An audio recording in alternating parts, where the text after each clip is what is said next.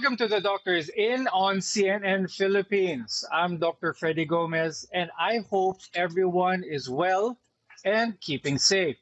So, over the next 30 minutes, we will answer your questions submitted through the CNN Facebook page. So, dali nyo lang yung mga tanong ninyo sa CNN Philippines Facebook page para masagot namin dito live. At karamihan po sa atin ay naka-work at home katulad namin dito sa CNN. At ito po ay para maiwasan ang pag-19. And because of this situation, we get a lot of questions about how to stay fit or active while at home or while observing the enhanced community quarantine. Maraming nagtatanong kung posible ba actually yon na maging healthy and fit habang naka-quarantine sa bahay. At ano ang tamang diet o ano ang tamang mga pagkain para lumakas pa ang immune system natin. So, basically what we want to impart to you in this episode is kahit na tayo ay naka-home quarantine, marami po ang akala na parang bakasyon po ba or something that is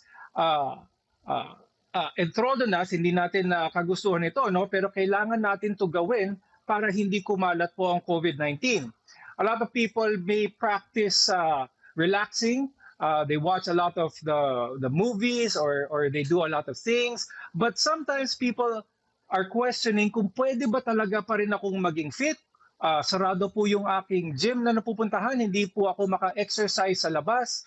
Pwede pa rin ba akong maging fit and healthy while observing community quarantine? So later on, we will have some fitness experts, some celebrity wellness and fitness coaches to help us answer this. Pero in the meantime, let's answer a few questions from the internet. So keep your e-questions coming via the CNN Philippines Facebook page. Ayan, may question na po tayo. One is from Clyde. Are washable face masks effective and how should you clean it after using them? Okay. So, with regards to face masks, washable face masks are the ones na gawa sa tela. Actually, itong mga gawa sa tela na face masks do not offer as much protection with regards to viruses as we want. Effective po ang mga telang face mask ito kung let's say naglilinis po tayo at maalikabok, siguro it can provide some help, but when it comes to protecting ourselves from viruses na napakaliit po ng mga virus na ito, itong mga tela na face mask are not so effective. So what is effective? Ang pinaka-effective lang, one thing that I would suggest that would offer a chance for you to be protected from these viruses is an N95 mask at the least. So yung pinaka minimum natin na protection with regards to viruses is an N95 particulate mask. Ayun So ang tanong niya is should you clean it after using itong mga tela na mask? Yes, definitely. If you are using a cloth mask, you must wash them after daily. Kung ang paggamit mo sa kanya ay during the whole day. Some people, ideally, you would put probably 1 or 2 layers of tissue paper or Kleenex over the tela mask to offer at least some more protection, and yung mga secretions natin sa bibig, yung mga laway natin, pwede nating i-dispose of yon properly. Okay? So face mask, when it comes to protection, I know medyo mababa ang supply natin ngayon when it comes to N95 masks, but if you're asking me ano ba ang pinaka-minimum na qualifications for you to even stand a chance with regards to this COVID-19 virus is an N95 mask. Okay, so watch out for that. So let's take on another question. Thank you very much, Clyde, for that question. From Liz. Liz is asking, are people with allergies at high risk sa COVID? So people with allergies or who are prone to allergies, paano ba natin alam na isang tao ay nagkakaroon ng allergy. So usually ang diferensya ng allergy is mararamdaman ng tao is hatching ng hatching, minsan makati ang mata, uh, minsan makati rin ang lalamunan. Pero ang mga may allergies, karamihan, usually, wala po tayong fever wala tayong fever pag meron tayong allergies. Itong mga taong may allergies, are they more prone or they a high risk for COVID? No. People with allergies, people without allergies are just as equal to be infected with COVID-19. Ang mga, I guess, a follow-up to that question ni Liz, those people who have lung illnesses, previous lung illnesses, may COPD, may sakit sa baga, meron ba kayong asthma, itong mga taong ganito ang mas high risk na ma-infect with COVID-19 because as we all know, COVID-19 is a respiratory disease, meaning ang COVID-19 po, ang inaatake niya po ay ang mga cells sa baga ng isang tao. Kaya yung mga taong mahihina ang baga, yung mga taong naninigarilyo, kasama din po yon sa mga high risk for COVID-19 kasi ang baga ninyo ay mahina na to begin with. So watch out for those things, for those lung illnesses. Okay, but in general, I always tell this to my patients, instead of trying to protect yourself, trying to think of one way to protect yourself, in general, you just have to keep healthy, eat a good diet. Alam niyo naman po, yung mga diets na bawal sa atin, yung mga mahilig kumain lang ng isang portion ng pagkain, mahilig lang kumain ng karne or wala masyadong gulay, yan ang mga dapat natin baguhin, especially in times na ganito. Dahil ang pinaka makakatulong lang po sa atin ay ang immune system natin na panatiliing malakas at masustansyang mga pagkain na kinakain. And the best thing to do right now, kung makakatulong ko kayo, is to stay home. Okay? Staying home is something that you can do. A lot of people, marami sa atin po ang medyo frustrated dahil feeling na ang tagal-tagal na nilang nasa bahay, wala silang nagagawa, huwag kayong mag-alala. A big part of what you are doing, which is staying home, kayo po ang nakakatulong sa pagsugpo nitong COVID-19. Okay? So let's carry on from Cecil. What are the best fruits and vegetables po na dapat kainin para lumakas ang katawan? So this is a good question in terms of what to eat, what vegetables to eat. In general, any green leafy vegetable is good. Any fruits high in citrus content is good. So I can't think of any, kumbaga, kung kakain ko yun ng gulay, kakain ko yun ng prutas, mahirap po magkamali. Kahit anong pong gulay or prutas na piliin nyo, in good amounts as well. Kumaga proper portions as well ang maganda. And it's good to hindi lang sa panahon ngayon nyo dapat kinakain ang mga gulay at prutas. Kumbaga dapat parte na po ito ng inyong lifestyle. Kumbaga kasama na rin po ito sa daily activity nyo. Once na matapos na itong COVID-19, I am hoping it will be sooner rather than later. Pero once na masugpo na natin itong challenge na ito, I hope eating healthy will still be continued sa lifestyle ng mga tao. Okay, so we're having some technical issues with our guests. So our health coach, our health and wellness coaches, we're trying to get them on this program as much as possible. We want to hear, they have a lot of good things to say. That's why we're having them as guests. So let's be patient a little bit.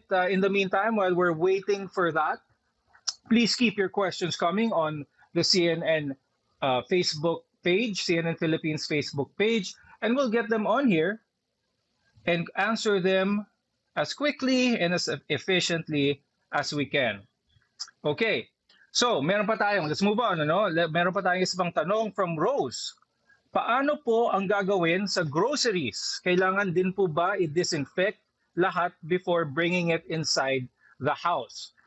So, to keep safe, because there have been some reports, I've been hearing some reports that there there are some patients who were infected with COVID-19 at nung in-interview sila, their recollection, kumbaga yung movement nila prior to being positive with COVID-19 is nasa mga grocery sila, doon sila namimili, and then that is probably the case wherein doon nila nakuha ang virus, ano? So the answer to that, just to be safe, is yes.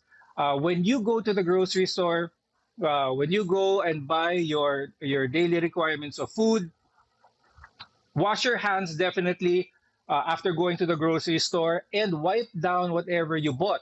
So you wipe down the boxes, you wipe down the produce, wash your hands definitely. Ano? All of that must fall into play to help keep that virus from spreading even further. So the short answer to that is yes. Disinfect as much as you can your goods na galing grocery, ano. Okay. Alan would like to know, paano ko po malalaman kung COVID negative ako if 25 days na ako isolated without using test kits? Okay, Alan. So 25 days ka nang isolated, 25 days ka nang isolated, 25 days, I assume nasa home quarantine ka na ng 25 days. Paano malalaman kung COVID negative ka ba or even positive? Well, relatively madali naman, Alan, is base po ito sa simptomas na nararamdaman mo.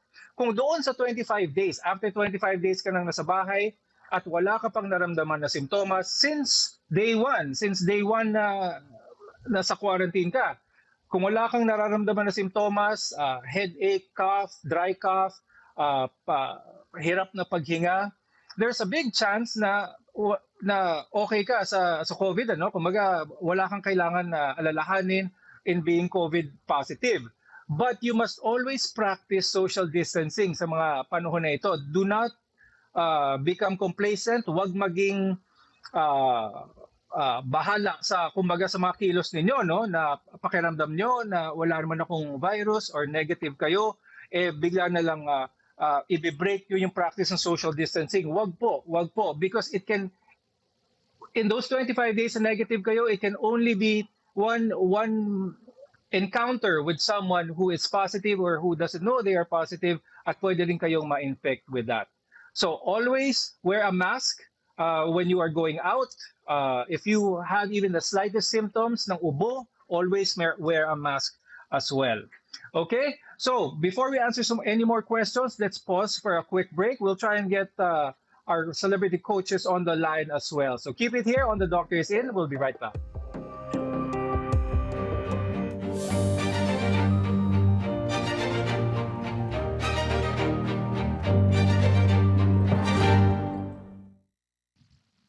Okay, well, welcome back to The Doctor Is In here on CNN Philippines. Now, I'm Dr. Freddie Gomez, and now we are going to go on the line with celebrity wellness and fitness coaches, Toni and Jim Saret, who will help me answer your questions that you have been putting on the CNN Philippines Facebook page live. Hello, Coach Toni and Jim. Good day to you, Doc Freddie. How are you? Nako, isa ka sa bagong bayani, and you are one of the frontliners. Kaya, Doc, you're our hero. Hi, Doc. Oh. Hi. Thank you very much for that, Coach Toni, and hi, Coach Jim. It's glad to hear your voices once again, and I'm sure that you will give our viewers some good advice on how to keep healthy and active during these quarantine days, ano? So let's start off, Coach, with this question. How important is it for us to maintain a balanced diet and good exercise when it comes to boosting our immune system? Yes, it's very important talaga, Doc, na especially ngayong panahon na ngayon na kailangan yung immune system natin mataas, and of course, we have to be physically fit. And we have to be very healthy. We have to be on top of our game when it comes to our health.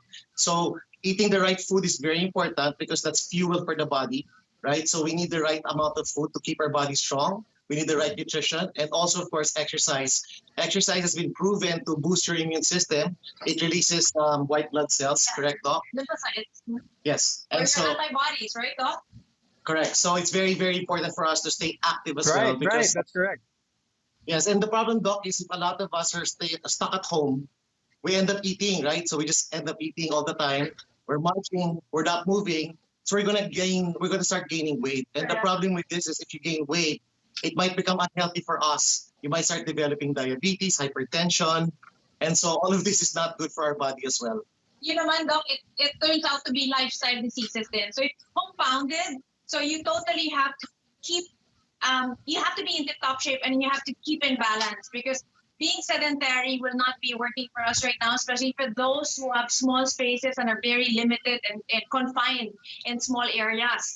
Movement is key because movement is medicine right now for us, and it doesn't have to be buwis buhay mode. It doesn't have to be all out. It just has to be enough to keep you moving because doing too much exercises too would not be good for us. It might make us more susceptible to getting sick. So it's just the right amount, mild to moderate, not all the way, not all out. Not at this time. We don't want to risk.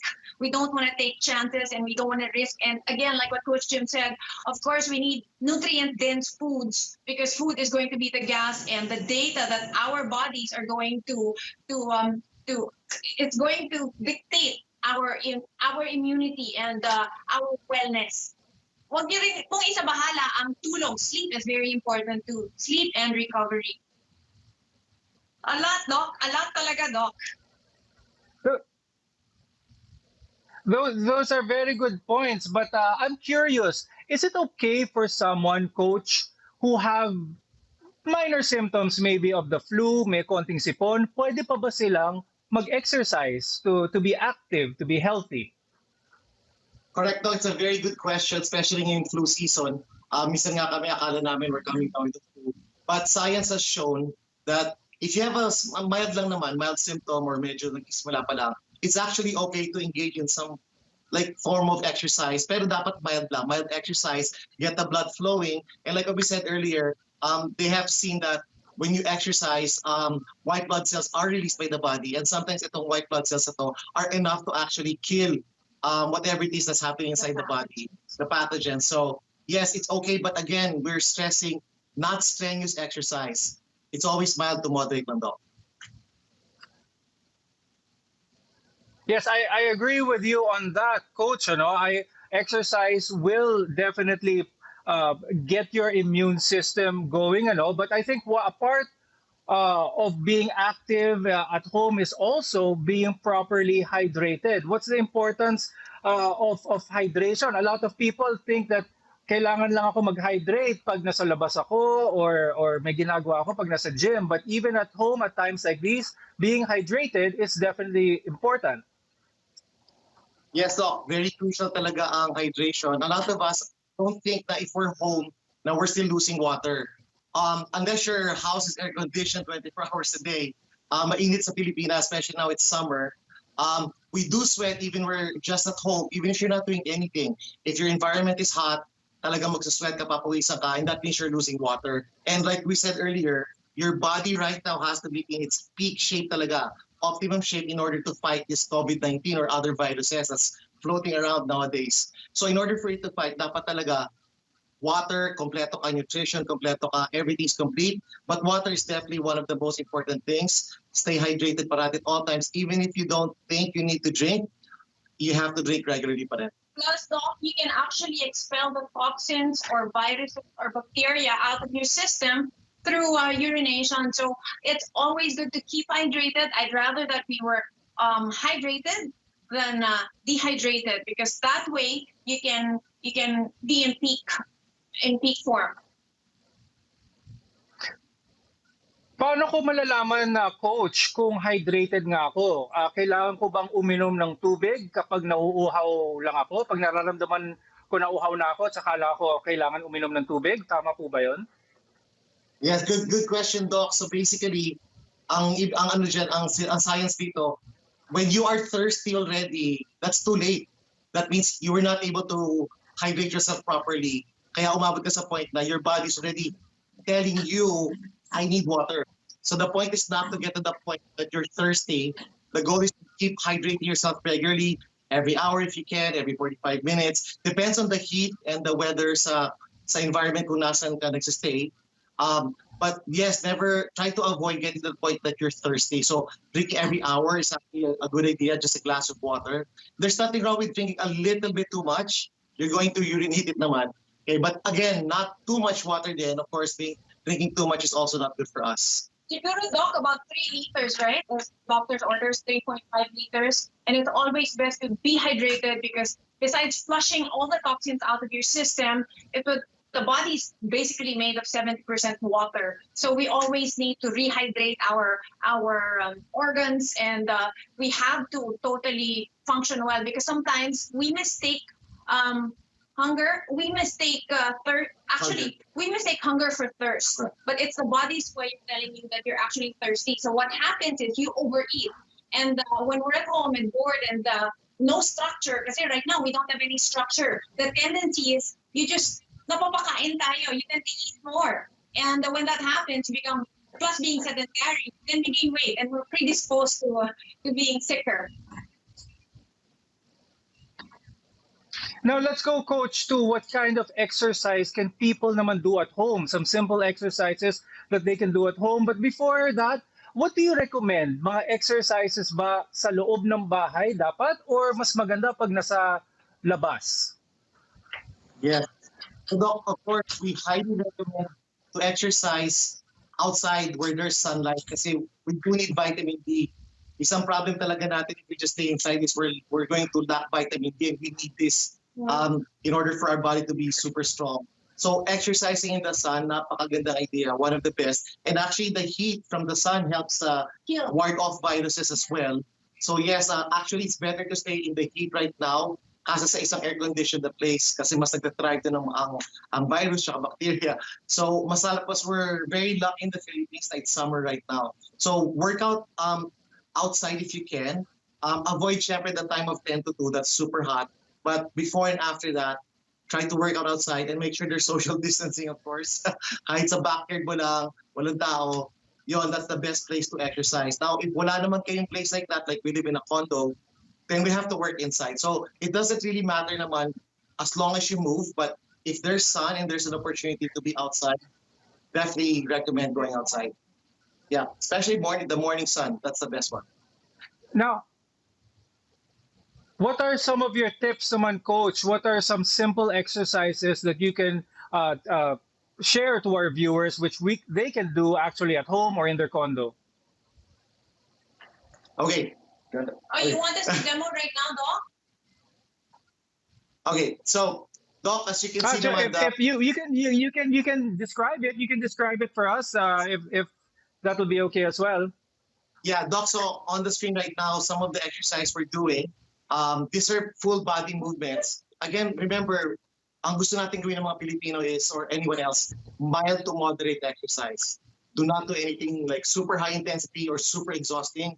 That's not good for the body. So mild to moderate is good. So if you can see the screen right now, easy walk, easy jogging, squatting, really slow, doing seal jacks, ankle jacks, full body movement. You don't even need to lift weights. Just get your body moving. Just try to be active and dynamic as much as possible. On the screen, you can see we're actually doing squats. We're stretching the legs. Okay, we're firing the glutes. This is a 4-minute workout. We like to teach 4-minute workouts so that everybody can do it anytime. But you're going to see now we're doing easy jog. The next thing we're going to be doing here is we're going to be doing high knee with twists. So yeah, it's purely body weight. Again, siguro for our viewers, your body doesn't know or your brain doesn't know if you're in a gym or if you're at home. All it knows is it's putting challenge. So if you feel the challenge like what we're doing at home, it's going to have the same effect in your body as if you're in the gym. So there's really no need naman to go to a gym just to exercise. Plus, Doc, it would be good for your cardiorespiratory system, getting as much air into your lungs and expanding all your lung capacity at its full maximum.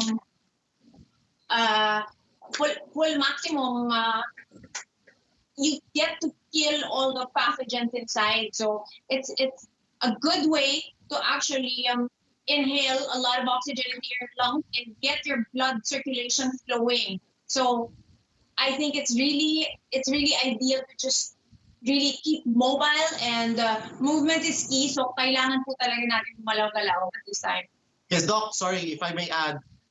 When we especially nakapunta tayo sa bahay ngayon, no, there's such thing as mental health problems. Some of us, since we're in a small space, minsan talaga yung utak natin medyo na dahil-hilo-hilo na.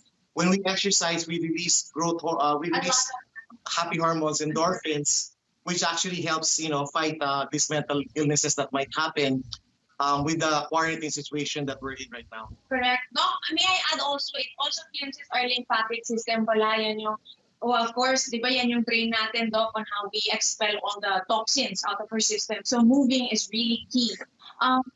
Coach Jim was also saying that what's so important right now is sleep, which is also recovery, and sleep is also very, very important, because what's happening now, what we do is nagbababad tayo ngayon or nagpupuyat siguro kasi we have a lot of time on our hands and we're not as fatigued. There's no structure. Baka minsan nagpupuyat tayo or napapadala tayo sa Netflix or sa kung ano yung what we can stream online. I think it's very important we allow our circadian system or rhythm to naturally progress. I mean, to thrive. If we need to be asleep by 10 or at least before that, because the hours before 12 midnight would always be the money. That's what you call money time.